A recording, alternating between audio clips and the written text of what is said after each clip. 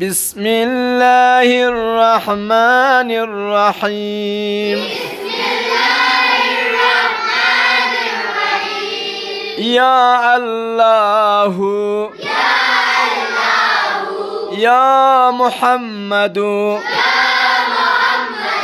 يا علي يا فاطمة يا صاحب الزمان أدركني ولا تهلكني يا الله يا محمد يا علي يا فاطمة يا صاحب الزمان